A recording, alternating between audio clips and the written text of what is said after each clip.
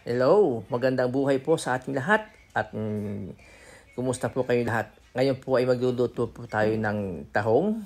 Yan. Nauna na po ang sibuyas, bawang at lagay po natin ang kamatis at luya. Okay? Tapos atin pong hahaluin.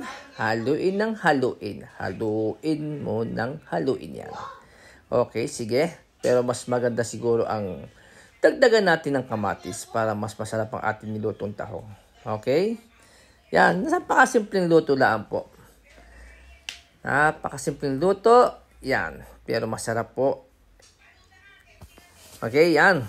Tapos lagyan po natin ng kaunting mantika.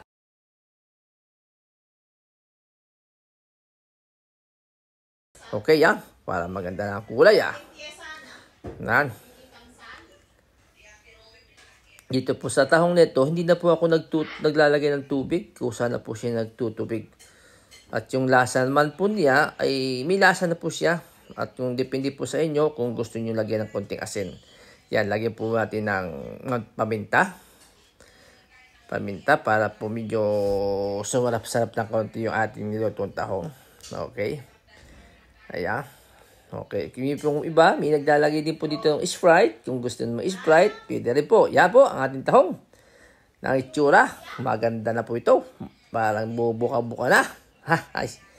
Ay, tsaka yan tahong na talagang makikita nyo mataba. Maganda. Kaya siguro, may presyo din siguro. Yan, bumuka na po. Bumuka na, luto na po ito sa tingin ko. Pag yan tahong na bumuka at lahat ay bukahan ay luto na yan. Kainin nyo. Mas ayos na yan. Masarap na yan. Pati dito yung iba. Maganda ang tahong pagkakatahong dito. Malalaki. May pula-pula, madilaw, may puti. Yan. Napakaganda ng tahong po dito. Okay. Maraming salamat po sa inyong panonood. At ingat-ingat po lagi. Ano po? At siya. At hanggang dito po. God bless po sa lahat. Okay. Bye-bye.